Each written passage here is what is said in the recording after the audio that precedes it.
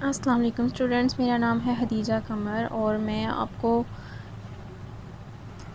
10th class की biology की book जो है वो हम स्टार्ट करने लगे हैं। इसमें टोटल 4 सेक्शंस हैं। 4 सेक्शंस में फ़र्स्ट सेक्शन है लाइफ प्रोसेसेस, जिसका फर्स्ट चैप्टर है गैशियस एक्सचेंज, जो कि हम आज स्टडी करने वाले हैं, जिसके एक्चुअली 3 टॉपिक्स हैं जो कि मेन टॉपिक्स हैं। पहला है प्लांट्स और दूसरा गैशियस एक्सचेंज इन एनिमल्स और फिर जो है वो रेस्पिरेटरी डिसऑर्डर्स हैं। ऑर्गेनिज़म्स ऑक्सीजन लेते हैं अपनी बॉडी के अंदर और कार्बन डाइऑक्साइड को रिमूव आउट करते हैं।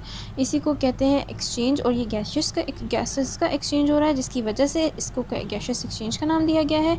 चैप्टर में सबसे पहली चीज़ जो स्टडी करने के लिए वह है सेलुलर रेस्पिरेशन। और सेलुलर रेस्पिरेशन वो होती है जो सेल्स की रेस्पिरेशन होती है, जो प्लांट के अंदर, जो एनिमल्स के अंदर जितने भी सेल्स होते हैं वो जो रेस्पायर करते हैं उसको कहते हैं सेलुलर रेस्पिरेशन। इसमें ग्लूकोज और ऑक्सीजन कंबाइन करते हैं, कार्बन डाइऑक्साइड, वाटर और एटीपी बनाते हैं।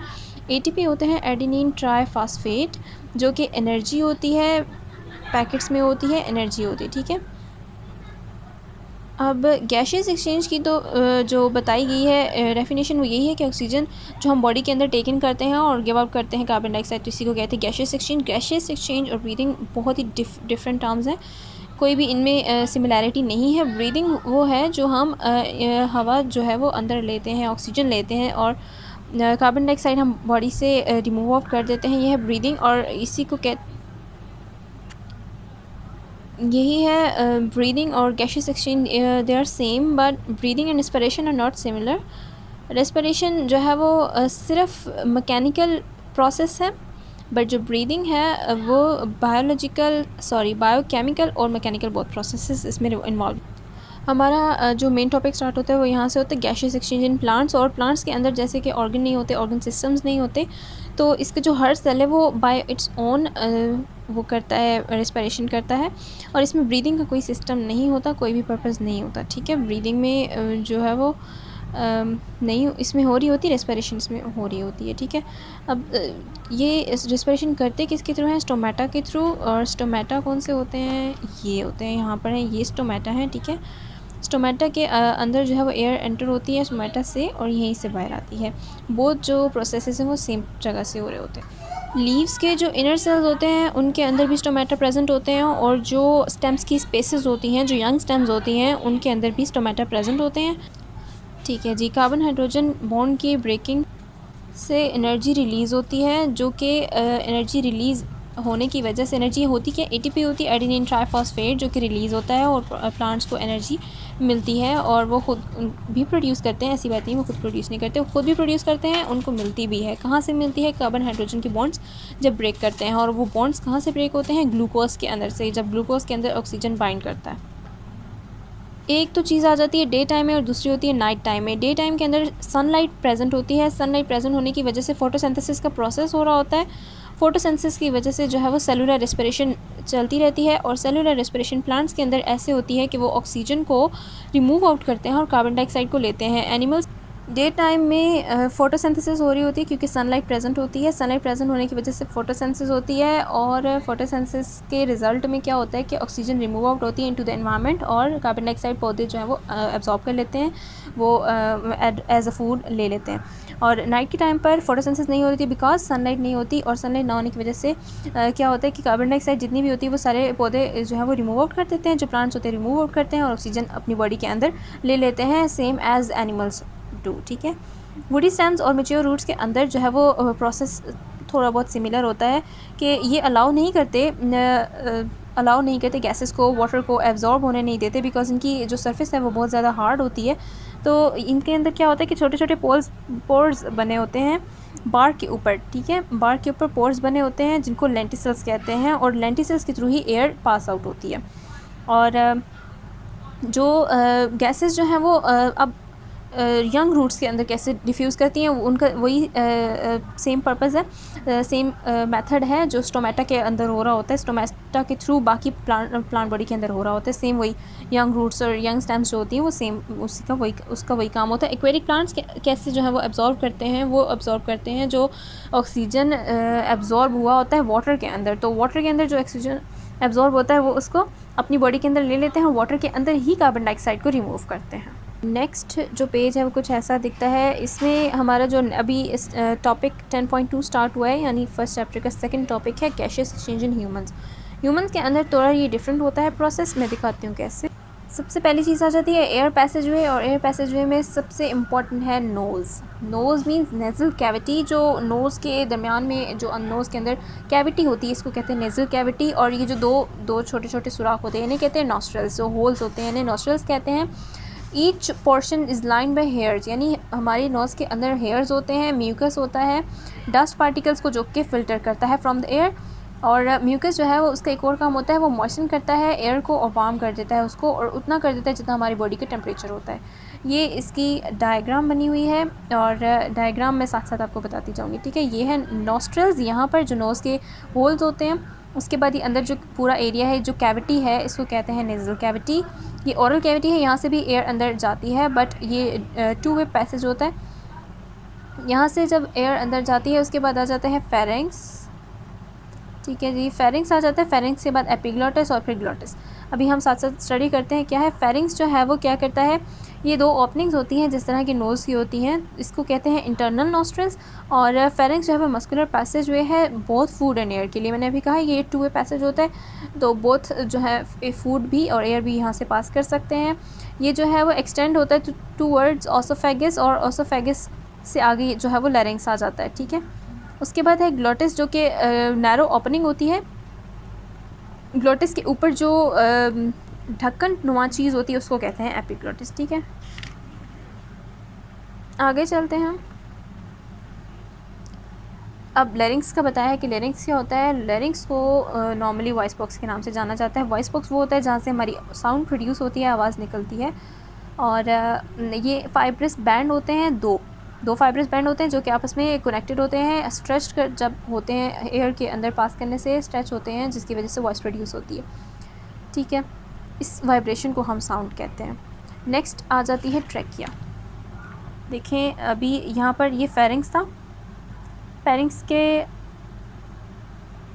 अभी नेज़ल कैविटी के बाद नॉस्ट्रल्स और फिर फेरिंग्स, और फेरिंग्स से पहले आता है लैरिंग्स, ठीक है। लैरिंग्स फेरिंग्स और फिर ये, ठीक है जी। अभी लैरिंग्स हो गया, अभी उसके बाद ट्रैकिया आ जाता है। लैरिंग्स के बाद जो सारा एरिया है उसको ट्रैकिया कहते हैं। ट्रैकिया 12 सेंटीमीटर लॉन्ग होता है। नॉर्मल जो अडल्ट होते हैं उनके अंदर 12 सेंटीमीटर होता है, छोटे बच्चों के अंदर छोटा होता है, ठीक है। सी शेप्ड कार्टिलेजेस इसके अंदर प्रेजेंट होते हैं। सी शेप्ड कार्टिलेज इसलिए होते हैं ताकि जो एयर का जो पैसेज है, एयर के पैसेज जब ना हो रहा हो तो उस वक्त ये कोलैप्स ना कर जाए, ठीक है। कोलैप्स क्योंकि कर जाएगा तो क्या होगा, ये आपस में चिपक जाएंगे। मसल्स है ना, मसल्स चिपक जाएंगे अगर सी शेप्ड कार्टिलेज नहीं होगा। तो कार्टिलेज होती है जो नरम हड्डी होती है हमारी बॉडी के अंदर, उसको कहते हैं कार्टिलेज। जब चेस्ट कैविटी के अंदर एंटर हो जाते हैं तो वहाँ पर दो स्मॉलर ट्यूब्स आ जाती हैं जिन्हें कहते हैं ब्रोंकाई, और ईच ट्यूब को कहते हैं ब्रोंकस। ये भी कार्टिलेज की प्लेट्स होती हैं और ये वॉल्स बनी होती हैं कार्टिलेज की। जैसे ही हम लंग्स की तरफ जाते हैं, इसके बाद डायरेक्टली ब्रोंकाई के बाद लंग्स आ जाते हैं। लंग्स दोनों लंग्स के अंदर एक एक ब्रोंकाई एंटर हो जाता है, और उसके बाद वो स्मॉलर ब्रांचेस में डिवाइड हो जाता है जिन्हें ब्रोंकियोल्स, और ब्रोंकियोल्स के बाद फिर ब्रोंकस, ब्रोंकियोल्स के बाद फिर एल्वोलाई और एल्वोलर डक्ट्स आ जाती हैं। ब्रोंकियोल्स क्या होती हैं, जो उससे भी स्मॉल ट्यूब्स होती हैं उनको ब्रोंकियोल्स कहते हैं। ब्रोंकियोल्स के अंदर सी शेप्ड कार्टिलेजेस नहीं होते। क्यों नहीं होते? क्योंकि बहुत ही ज़्यादा स्मॉल होती हैं और इनको ज़रूरत भी नहीं होती। और ठीक है, फाइन ट्यूब्यूल्स होती हैं एल्वोलर डक्ट्स के। एल्वोलर डक्ट्स ये हैं आर्टीरियोल्स और वेन्यूल्स। आर्टीरियोल्स और वेन्यूल्स के बाद आ जाती है एल्वोलाई। ये जो स्मॉल बैग्स होते हैं इनको कहते हैं एल्वोलाई, और एल्वोलाई के इर्द गिर्द कैपिलरीज जो है वो सराउंड की हुई होती हैं। ये जो बताया हुआ है ये एयर पैसेजवे जो एल्वोलाई के अंदर हो रहा होता है। ये बहुत इंपॉर्टेंट बात है। Alveoli form the respiratory surface in human body. तो ह्यूमन बॉडी के अंदर रेस्पिरेटरी सरफेस एल्वोलाई की ही होती है। अक्सर एमकैट में और इस तरह से पेपर्स आ जाते हैं जिनमें कह देते हैं कि पूछ लेते हैं कि रेस्पिरेटरी सरफेस ह्यूमन बॉडी में कौन सी होती है। तो एल्वोलाई, लंग्स और टिश्यूज़ और इस तरह से चीज़ें जो वो है दे देते हैं, लेकिन हमें पता नहीं होता कि एल्वोलाई है। तो जो शुरू से अपना आप नॉलेज जो है वो इम्प्रूव करने की कोशिश करें, और इसी जो इंपॉर्टेंट बातें होती हैं वो लिख लिया करें, उनको हाईलाइट कर लिया करें ताकि आपको प्रॉब्लम ना हो नेक्स्ट टाइम। अच्छा जी, ईच एल्वेलस जो है वो सैक लाइक स्ट्रक्चर होता है, जो भी मैंने आपको बताया है, और उसके इर्द गिर्द कैपिलरीज का नेटवर्क होता है। पल्मोनरी आर्टरीज और पल्मोनरी वेन्स, ये बहुत ही इंपॉर्टेंट चीज़ है। आर्टरीज़ क्या करती हैं, सिंपल आर्टरीज़ जो होती हैं वो हार्ट से ब्लड, ऑक्सीजनेटेड ब्लड लेकर जाती हैं बाकी ऑर्गन्स तक, और जो वेन्स होती हैं वो डीऑक्सीजनेटेड ब्लड ऑर्गन्स से हार्ट की तरफ लेकर आती हैं। लेकिन पल्मोनरी आर्टरी और पल्मोनरी वेन बिल्कुल डिफरेंट है। पल्मोनरी आर्टरी में वो ये होता है कि ये डीऑक्सीजनेटेड ब्लड हार्ट से दूसरी बॉडी के ऑर्गन्स तक लेकर जाती हैं, और जो पल्मोनरी वेन है वो क्या करती है कि उसको तो जो वेन होती है उसको तो डीऑक्सीजनेटेड ब्लड लेके जाना था, लेकिन वो क्या करती है कि वो ऑक्सीजनेटेड ब्लड लेके जा रही होती है। ठीक है, ये इन दोनों का डिफरेंस होता है। ये जो आर्टरीज़ हैं वो लंग्स टू हार्ट लेकर जाती हैं, वेन्स हार्ट टू लंग लेकर जाती हैं, लेकिन पल्मोनरी आर्टरीज़ जो हैं वो हार्ट टू लंग्स लेकर जाती हैं, और जो पल्मोनरी वेन्स हैं वो लंग्स टू हार्ट लेकर जाती हैं। ये बात आपने याद रखनी है। नेक्स्ट हमारा जो टॉपिक है वो है लंग्स, और लंग्स आपको पता है क्या होती हैं, हमारे जो फेफड़े होते हैं। ठीक है, फेफड़ों को कहते हैं लंग्स। लंग्स के अंदर होते हैं, लंग्स के इर्द गिर्द जो है वो रिब्स होती हैं, जो 12 पेयर्स ऑफ रिब्स होती हैं। इसमें इंटरकोस्टल जो बीच में मसल्स होते हैं उनको कहते हैं इंटरकोस्टल मसल्स, और लंग्स जो है वो डायफ्राम के अंदर प्रेजेंट होती हैं। डायफ्राम हमारा वो एरिया है, पेट का एरिया सारा, जो तकरीबन हर चीज़ से भरा होता है। ठीक है, जो लंग्स के बिलो प्रेजेंट होता है, जो बिल्कुल लंग्स के नीचे प्रेजेंट होता है। जो हमारी अब यहाँ पर एक और नोट करने वाली बात यह है कि जो लेफ़्ट लंग है वो छोटी होती है और उसके 2 लोब्स होते हैं। राइट लंग बड़ी होती है और उसके 3 लोब्स होते हैं। जो लेफ़्ट लंग है वो छोटी क्यों होती है, क्योंकि हमारा हार्ट आपको पता है कि लेफ़्ट साइड पर थोड़ा ज़्यादा होता है, तो लेफ़्ट साइड पर ज़्यादा लंग जो लेफ़्ट साइड पर हमारा हार्ट ज़्यादा इस वजह से होता है क्योंकि लंग्स जो है वो छोटी होती हैं, लंग्स कम होती हैं वहाँ पे, लंग्स के 2 लोब्स होते हैं उस साइड पर, तो वो एरिया जो बच जाता है वो हार्ट कवर कर लेता है। ठीक है, ईच लंग के अंदर जो है वो 2 आउटर प्लूरल मेम्ब्रेन होती है, एक आउटर प्लूरल मेम्ब्रेन होती है, एक इनर प्लूरल मेम्ब्रेन होती है। जो प्लूरा अगर जिसकी बात की जाए, प्लूरा क्या होता है, तो प्लूरा जो है वो मेम्ब्रेन्स को कहा जाता है, जो कि इनर और आउटर मेम्ब्रेन्स होती हैं, उनको प्लूरल मेम्ब्रेन्स कहते हैं। क्योंकि ये लंग्स से रिलेटेड है तो इसलिए इसको प्लूरा कहा जाता है। इसके इर्द गिर्द जो है वो फ्लूइड होता है ताकि एक्सपैंडिंग और कंट्रैक्शन में लंग्स को हेल्प मिल सके, कोई प्रॉब्लम ना हो।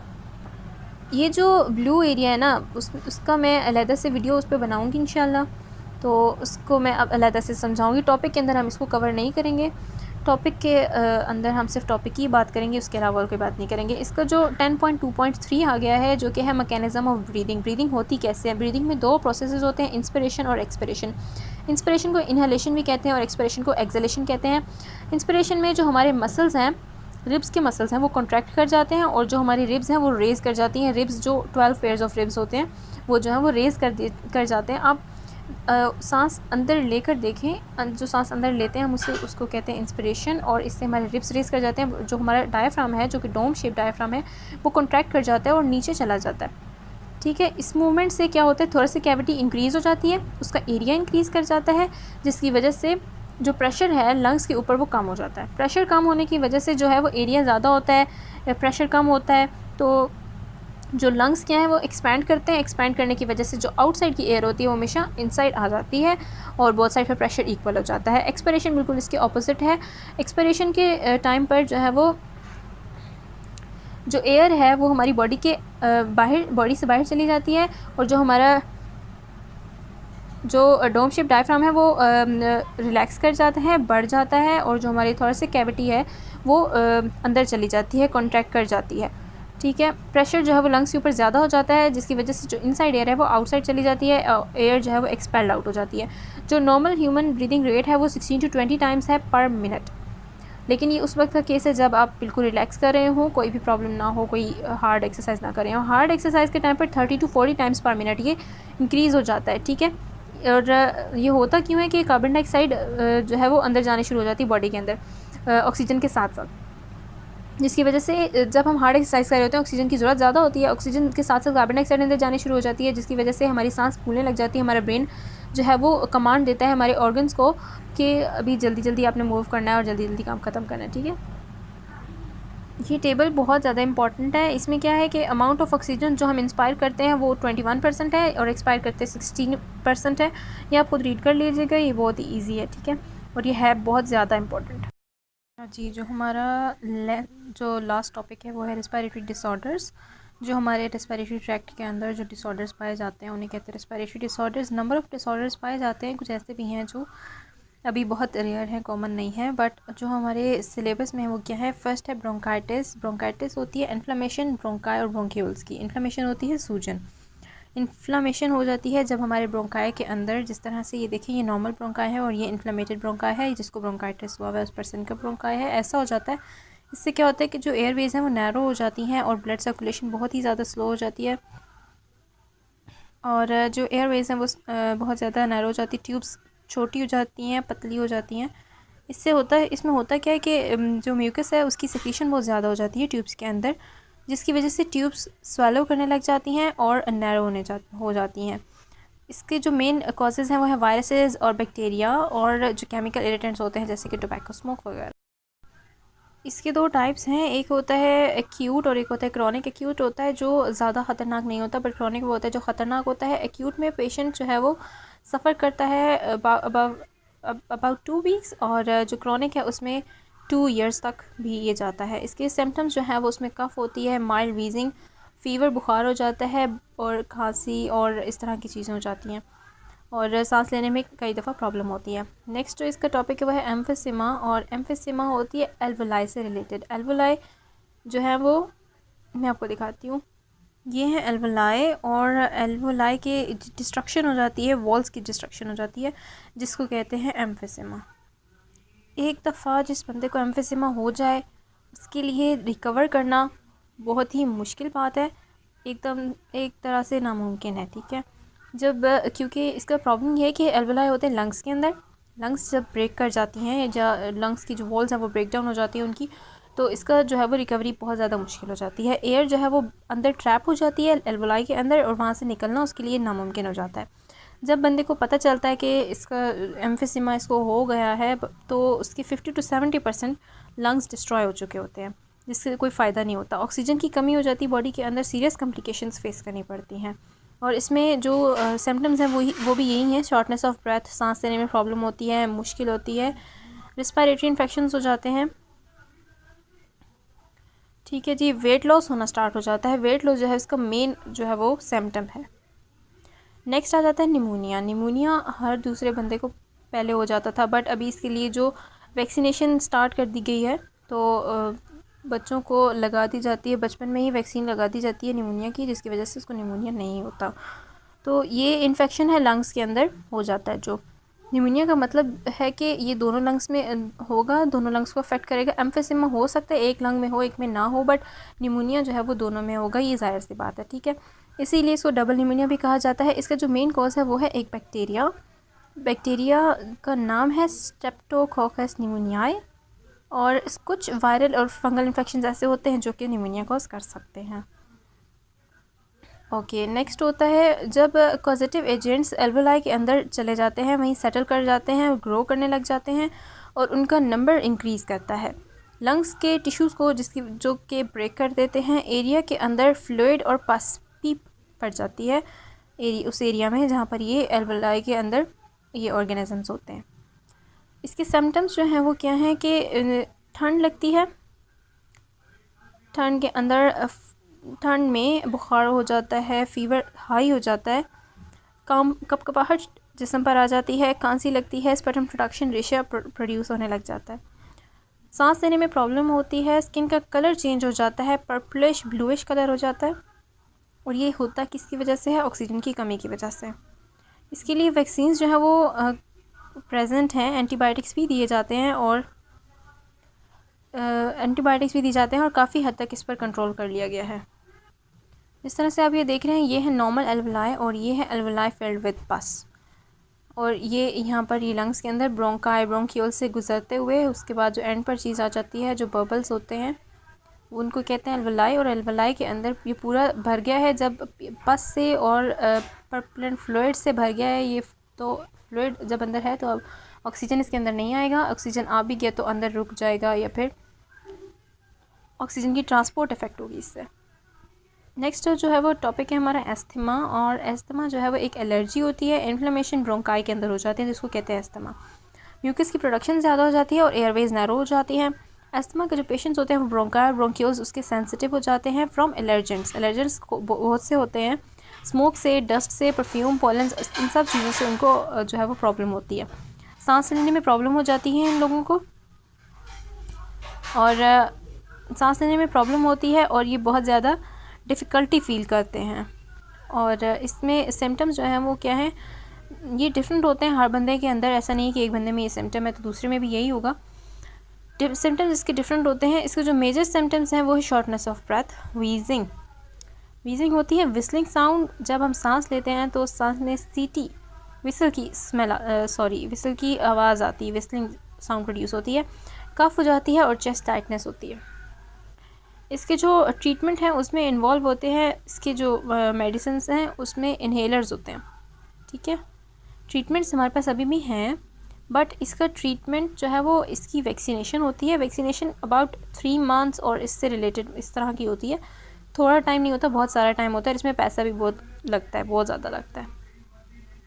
लास्ट बट नॉट लीस्ट है लंग कैंसर। और लंग्स के अंदर जब सेल्स बहुत ज़्यादा प्रोड्यूस होने लग जाएँ, डिवाइड होने लग जाए, अनकंट्रोल्ड डिवीजन हो जाए सेल्स की, कैंसरस सेल्स की, तो उसे कहते हैं लंग कैंसर। लंग्स कैंसर जो है वो उसमें होता है कि इसके सिम्टम्स होते हैं शॉर्टनेस ऑफ ब्रेथ, कफिंग और वेट लॉस होने लग जाती है। इसका जो मेन कॉज है वो है स्मोकिंग के बाद आ जाता है आयनाइजिंग रेडिएशंस और वायरल इन्फेक्शंस। लंग कैंसर का मेन कॉज जो है वो स्मोकिंग है, क्योंकि स्मोकिंग के जो सिगरेट होता है, सिगरेट की स्मोक के अंदर अबाउट 50 नॉन कार्सिनोजेंस हैं। ऐसे कार्सिनोजेंस जो कि कैंसर कॉजिंग एजेंट्स होते हैं उन्हें कहते हैं कार्सिनोजेंस, कैंसर कॉजिंग सब्सटेंसेस। 2 तरह की स्मोकिंग होती है, पैसिव स्मोकिंग और एक्टिव स्मोकिंग। एक्टिव स्मोकिंग वो होती है जो बंदा खुद स्मोक कर रहा है वो कर रहा है एक्टिव स्मोकिंग, उसके पास जो लोग बैठे हैं वो कर रहे हैं पैसिव स्मोकिंग। अब वो स्मोकिंग कैसे कर रहे हैं? पैसिव स्मोकिंग वो होती है जो धुएं से की जाती है, जिस तरह से अभी हमारे पास कोई बैठा हुआ है और वो सिगरेट पी रहा है और हमारे सांस के अंदर भी वो कैंसर कॉजिंग एजेंट्स जा रहे हैं, कैंसरियस सेल्स जा रहे हैं, जिसकी वजह से क्या होता है कि हमारे बॉडी के अंदर भी वो कैंसर सेल्स एंटर हो जाते हैं। बेशक हम सिगरेट नहीं पीते बट फिर भी वो सेल्स एंटर हो जाते हैं, कैंसरस सेल्स। इसी को कहते हैं पैसिव स्मोकिंग। अब पैसिव स्मोकिंग ज़्यादा प्रॉब्लम कॉजिंग होती है, इसलिए कि जो स्मोकर जो है वो जो स्मोकिंग कर रहा होता है तो वो फिल्टर्ड एंड से स्मोकिंग कर रहा होता है। सिगरेट के पीछे येलो कलर का फोम टाइप आपने लगा हुआ देखा होगा। उससे क्या होता है कि जितने भी कैंसर कॉजिंग एजेंट्स होते हैं या कार्सिनोजेंस होते हैं वहाँ से फ़िल्टर हो जाते हैं, वो स्मोकर के बॉडी के अंदर नहीं जाते। बट पैसिव स्मोकिंग के थ्रू ऐसा कोई भी केस नहीं होता, सारे के सारे cancer cells, cancer causing agents अंदर चले जाते हैं बॉडी में और पैसिव स्मोकर के बॉडी के अंदर चले जाते हैं और वो बहुत ज़्यादा उस पर बॉडी के ऊपर अपना इफेक्ट कॉज करते हैं। टोबैको स्मोकिंग को कम करने के लिए वर्ल्ड हेल्थ ऑर्गेनाइजेशन WHO ने बहुत सारे प्रिवेंटिव मेजर्स लिए हैं। तो ठीक है जी, नेक्स्ट टॉपिक है bad effects of smoking. Smoking जो एक सिगरेट होता है उसके अंदर अबाउट 40,000 केमिकल्स होते हैं, जिसमें से 50 कार्सिनोजेंस होते हैं और पॉइजनस होते हैं, पॉइजन कॉज करते हैं।